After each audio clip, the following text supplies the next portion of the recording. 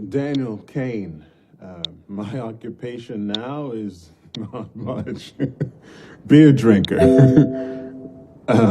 But I used to work as a bouncer at the Pink Sapphire. You worked with the defendant, Mr. Tatro? Yes, I did. Hey, Brett. Do you have any memory of Lexi Bromwich? Yeah, I do. I went to her funeral. Poor kid. Do you have reason to disbelieve her testimony from the first trial? Yeah. She was high. Objection. On what grounds? On the... Give me a sec, grounds. Hearsay? Mr. Kane, do you have first-hand knowledge that Lexi Bromwich was using drugs on the day in question? Yes, I do. I saw her. Not only that, she testified for Brett because he was her dealer.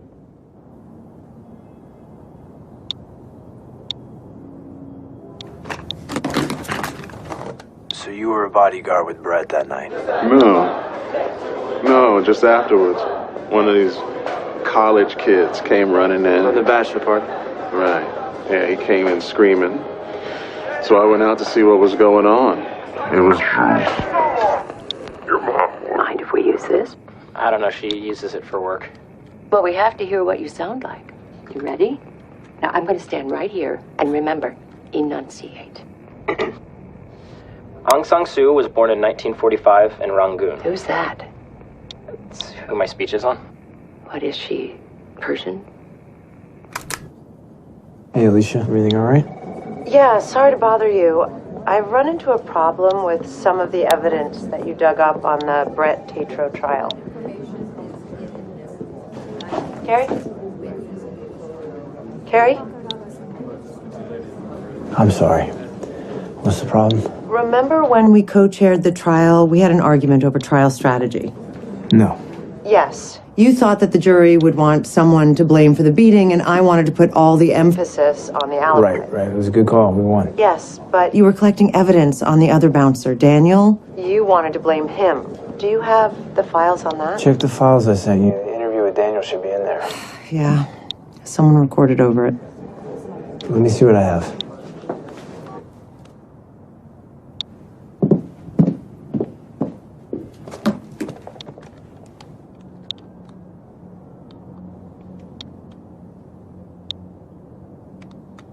At this moment, Aung San Suu Kyi is still under house arrest. That was very good. You have a very good speaking voice. Thanks, Grandma. What was her name again? Aung San Suu Kyi? You know, your dad was interested in people like that. Arabs and Russians and things like that. Like who? Can you remember who? Some Russian guy. Vaclav Havel? Yes. When he was your age, he wanted to be like him. Why? Can you remember why? Oh, you know, justice. Things like that. You're a lot like your dad. He wants to make things better for people. The question of where you would place the democratic development of Burma on a scale from 1 to 10, and you said, we are approaching 1. The question could hardly have been answered more clearly. Dear Aung San Suu Kyi, you carry a heavy burden on your shoulders. No one can be certain of what the future will bring. But today you are here, and we know for sure that you can return home. I will conclude by reiterating the words of the chair of the Nobel Committee in 1991, Francis Sejersted, an outstanding Norwegian and an intellectual giant. He expressed the hope that your struggle would be crowned with victory. He concluded by urging people to show humility and show fearlessness. Like Aung San Suu Kyi, the result will be a better world to live in, he said.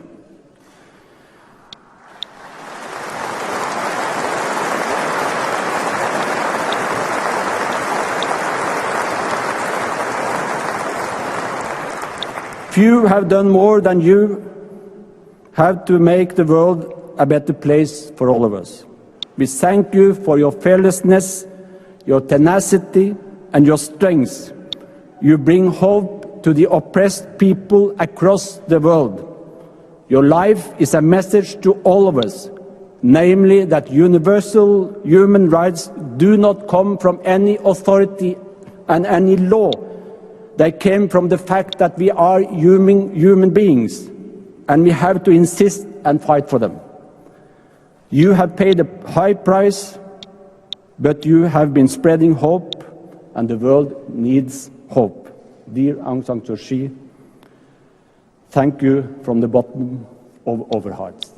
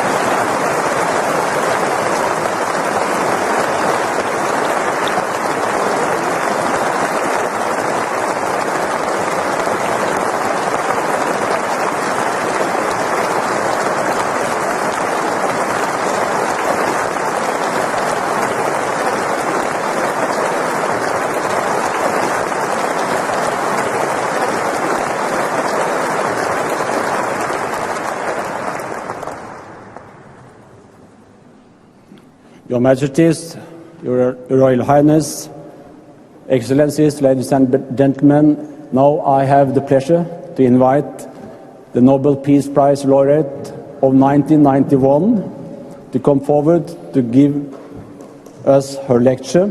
We do not have a gold medal because it was received by your son Alexander in 1991, but I'm sure that your words to us today will be written in gold. Please.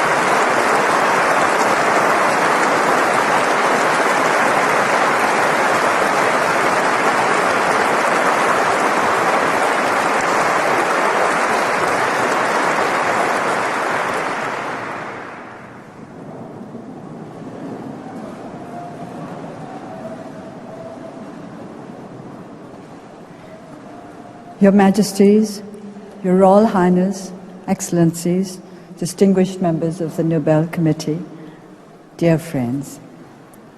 Long years ago, sometimes it seems many lives ago, I was at Oxford listening to the radio program Desert Island Disc with my young son Alexander. It was a well-known program. For all I know, it still continues, on which famous people from all walks of life were invited to talk about the 8 discs, the one book beside the Bible and the complete works of Shakespeare, and the one luxury item they would wish to have with them were they to be marooned on a desert island. At the end of the program, which we had both enjoyed, Alexander asked me if I thought I might ever be invited to speak on desert island discs. Why not? I responded lightly. Since he knew that in general only celebrities took part in the program, he proceeded to ask me with genuine interest why I thought I might be invited. I considered this for a moment and then answered, perhaps because I'd have won the Nobel Prize for Literature. And we both laughed. The prospect seemed pleasant, but hardly probable. I cannot now remember why I gave that answer, perhaps because I had recently read a book by a Nobel laureate, or perhaps because the desert island celebrity of that day had been a famous writer. In 1989, when my late husband Michael Ayres came to see me during my first term of house arrest, he told me that a friend, John Finnis, had nominated me for the Nobel Peace Prize. This time I also laughed. For an instant, Michael looked amazed. Then he realized why I was amused. The Nobel Peace Prize, a pleasant prospect, but quite improbable. So, how did I feel when I was actually awarded the Nobel Prize for Peace? The question has been put to me many times, and this is surely the most appropriate occasion on which to examine what the Nobel Prize means to me and what peace means to me. As I have said repeatedly in many an interview, I heard the news that I had been awarded the Nobel Peace Prize on the radio one evening. It did not altogether come as a surprise, because I had been mentioned as one of the front runners for the prize in a number of broadcasts during the previous week. While drafting this lecture, I've tried very hard to remember what my immediate reaction to the announcement of the award had been. I think I can no longer be sure. I think it was something like, oh, so they've decided to give it to me. It did not seem quite real, because in a sense, I did not feel myself to be quite real at that time. Often, during my days of house arrest, it felt as though I were no longer a part of the real world. There was a house, which was my world. There was the world of others, who also were not free, but who were together in prison as a community. And there was the world of the free. Each one was a different planet, pursuing its own separate course in an indifferent universe. What the Nobel Peace Prize did was to draw me once again into the world of other human beings, outside the isolated area in which I lived, to restore a sense of reality to me. This did not happen instantly, of course, but as the days and months went by, and news of reactions to the award came over the airwaves, I began to understand the significance of the Nobel Prize. It had made me real once again. It had drawn me back into the wider human community. And what is more important, the Nobel Prize had drawn the attention of the world to the struggle for democracy and human rights in Burma. We were not going to be forgotten. To be forgotten. The French say that to part is to die a little. To be forgotten too is to die a little. It is to lose some of the links that anchor us to the rest of humanity. When I met Burmese migrant workers and refugees during my recent visit to Thailand, many cried out, "Don't forget us." They meant, don't forget our plight. Don't forget to do what you can to help us. Don't forget we also belong to your world. When the Nobel Committee awarded the Peace Prize to me, they were recognizing that the oppressed and the isolated in Burma were also part of the world. They were recognizing the oneness of humanity. So for me, receiving the Nobel Peace Prize means, personally, extending my concern for democracy and human rights beyond national borders. The Nobel Peace Prize opened up a door in my heart. The Burmese concept of peace can be explained as the happiness arising from the cessation of factors that militate against the harmonious and the wholesome. The word "nyenjang" translates literally as the beneficial coolness that comes when a fire is extinguished. Fires of suffering and strife are raging around the world. In my own country, hostilities have not yet ceased in the far north. To the west, communal violence resulting in arson and murder were taking place just several days before I started out on the journey that has brought me here today. News of atrocities in other reaches of the earth abound. Reports of hunger, disease, displacement, joblessness, poverty, injustice, discrimination, prejudice, bigotry. These are our daily fare. Everywhere, They are negative forces eating away at the foundations of peace. Everywhere can be found thoughtless dissipation of material and human resources that are necessary for the conservation of harmony and happiness in our world. The First World War represented a terrifying waste of youth and potential, a cruel squandering of the positive forces of our planet. The poetry of that era has a special significance for me because I first read it at a time when I was the same age as many of those young men who had to face the prospect of withering before they had barely blossomed. A young American fighting with the French Foreign Legion wrote before he was killed in action in 1916 that he would meet his death at some disputed barricade, on some scarred slope of battered hill, or at midnight in some flaming town. Youth and love and life perishing forever in senseless attempts to capture nameless, unremembered places. And for what? Nearly a century on, we have yet to find a satisfactory answer. Are we not still guilty, if to a less violent degree, of recklessness, of improvidence with regard to our future and our humanity? War is not the only arena where peace is done to death. Wherever suffering is ignored, there will be the seeds of conflict, for suffering degrades and embitters and enrages. A positive aspect of living in isolation was that I had ample time in which to ruminate over the meanings of words and precepts that I had known and accepted all my life. As a Buddhist, I had heard of dukkha, generally translated as suffering, since I was a small child. Almost on a daily basis, I heard elderly and sometimes not so elderly people around me murmuring, dukkha, dukkha, when they suffered from aches and pains or when they met with some small annoying mishaps.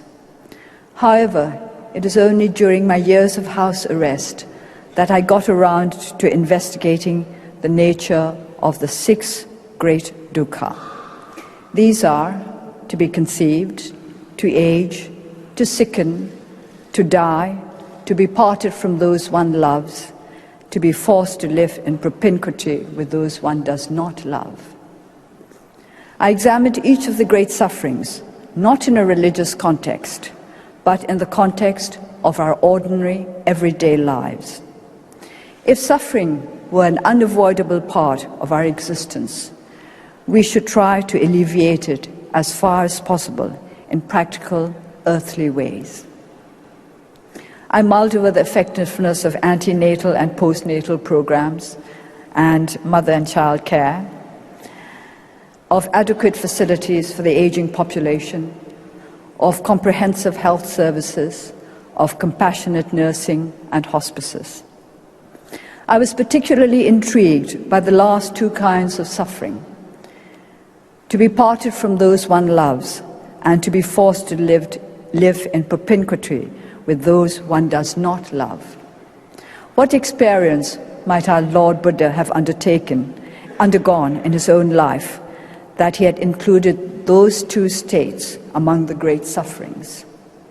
I thought of prisoners of conscience and refugees, of migrant workers and victims of human trafficking, of that great mass of the uprooted of the earth who have been torn away from their homes, parted from families and friends, and forced to live out their lives among strangers who were not always welcoming. We are fortunate to be living in an age when social welfare and humanitarian assistance are recognized not only as desirable, but necessary.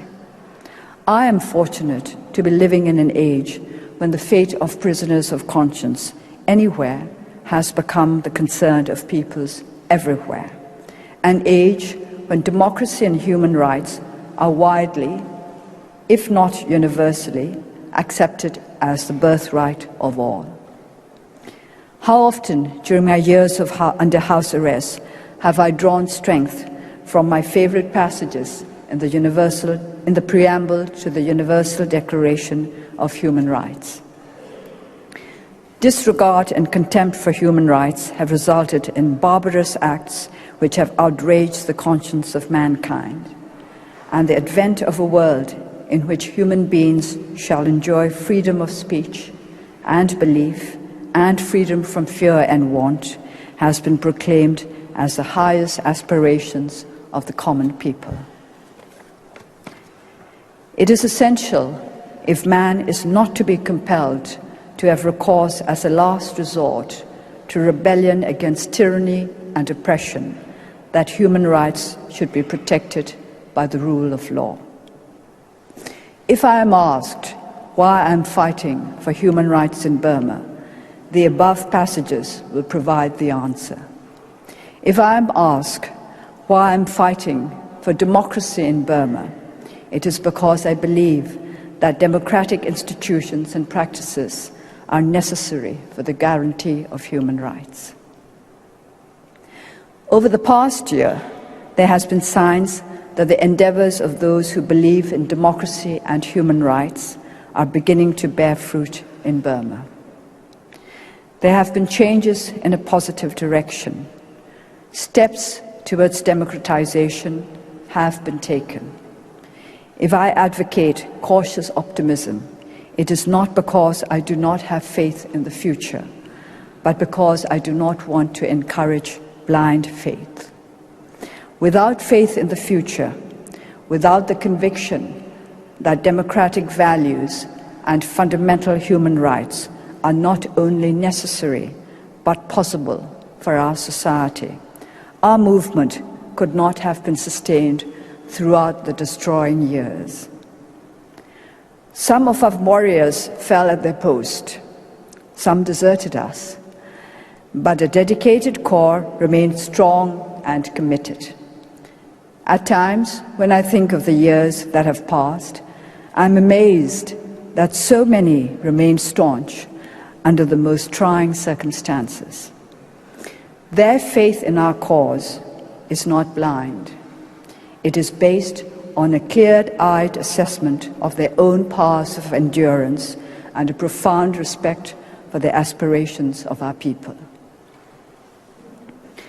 It is because of recent changes in my country that I am with you today. And these changes have come about because of you and other lovers of freedom and justice who contributed towards a global awareness of our situation. Before continuing to speak of my country, may I speak out for our prisoners of conscience. There still remain such prisoners in Burma. It is to be feared that because the best-known detainees have been released, the remainder, the unknown ones, will be forgotten. I'm standing here because I was once a prisoner of conscience. As you look at me and listen to me, please remember the often repeated truth that one prisoner of conscience is one too many. Those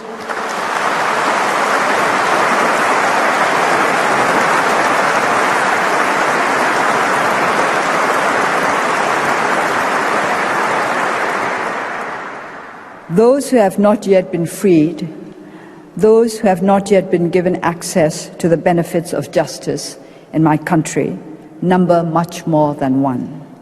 Please remember them and do whatever is possible to effect their earliest unconditional release.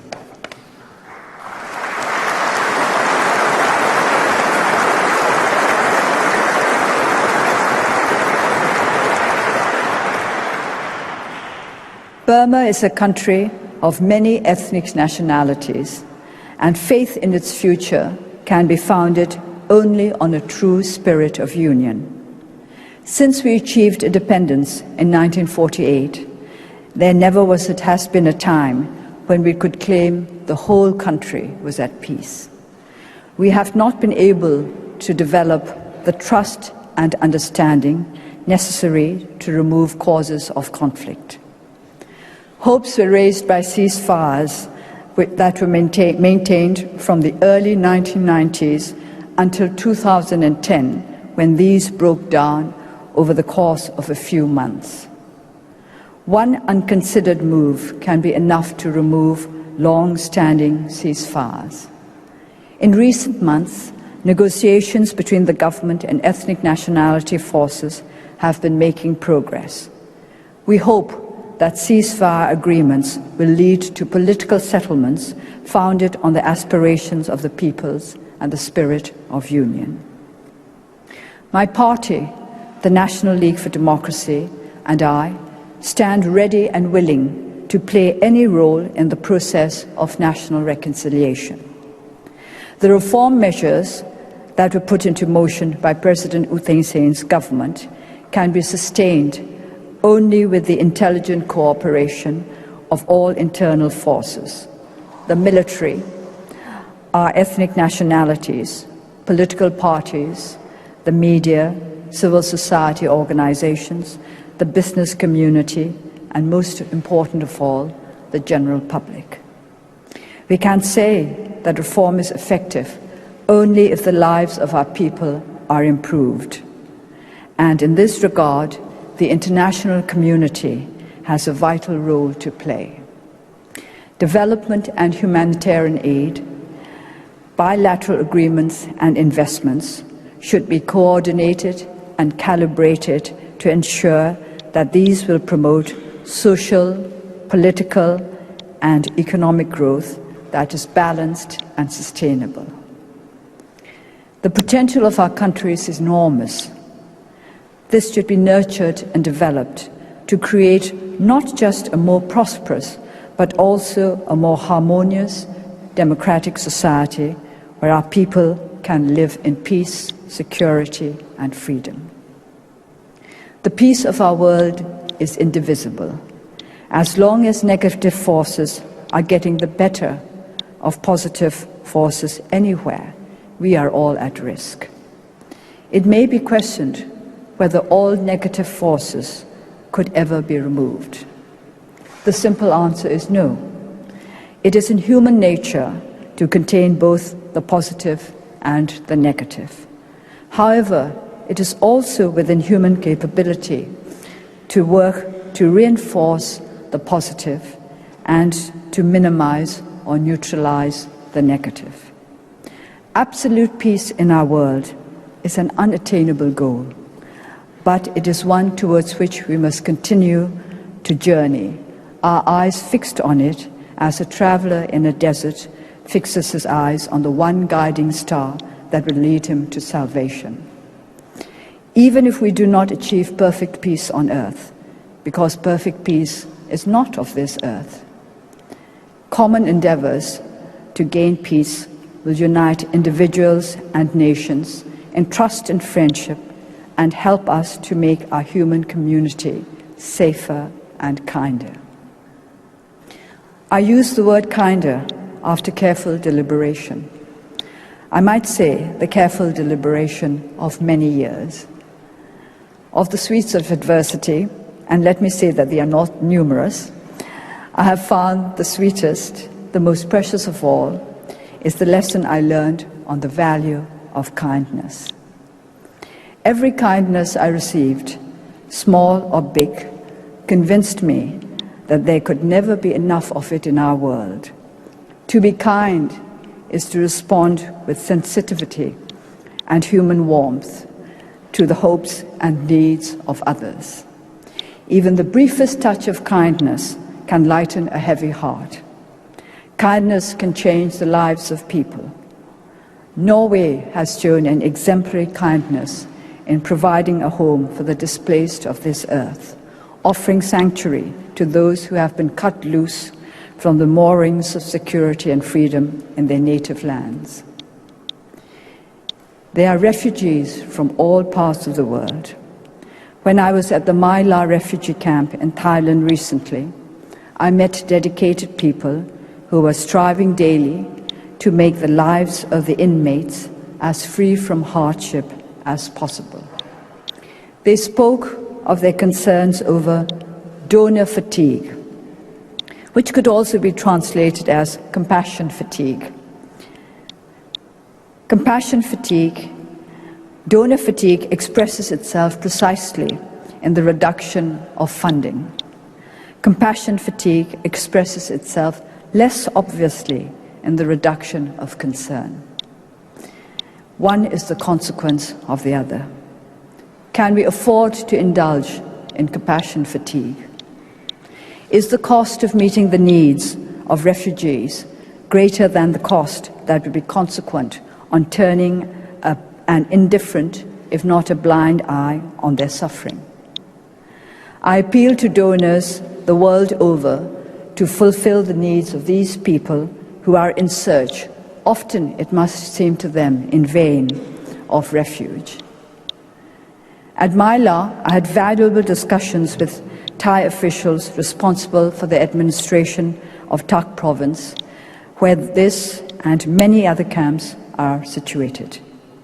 They acquainted me with some of the more serious problems related to refugee camps: violation of forestry laws, illegal drug use, homebrewed spirits, the problems of controlling malaria, tuberculosis, dengue fever, and cholera. The concerns of the administration are as legitimate as the concerns of the refugees. Host countries also deserve consideration and practical help in coping with the difficulties related to their responsibilities. Ultimately, our aim should be to create a world free from the displaced, the homeless, and the hopeless, a world of which each and every corner is a true sanctuary where the inhabitants will have the freedom and the capacity to live in peace. Every thought, every word, and every action that adds to the positive and the wholesome is a contribution to peace. Each and every one of us is capable of making such a contribution. Let us join hands to try to create a peaceful world where we can sleep in security and wake in happiness. The Nobel Committee concluded its statement of 14th October 1991 with these words: in awarding the Nobel Peace Prize to Aung San Suu Kyi, the Norwegian Nobel Committee wishes to honor this woman for her unflagging efforts and to show its support for the many people throughout the world who are striving to attain democracy, human rights, and ethnic conciliation by peaceful means. The chairman beat me to it by repeating those words. When I joined the democracy movement in Burma, it never occurred to me that I might ever be the recipient of any prize or honor. The prize we were working for was a free, secure, and just society where our people might be able to realize their full potential. The honor lay in our endeavor. History had given us the opportunity to give of our best for a cause in which we believed. When the Nobel Committee chose to honor me, the road I had chosen of my own free will became a less lonely path to follow. For this, I thank the committee, the people of Norway, and peoples all over the world whose support has strengthened my faith in the common quest for peace. Thank you.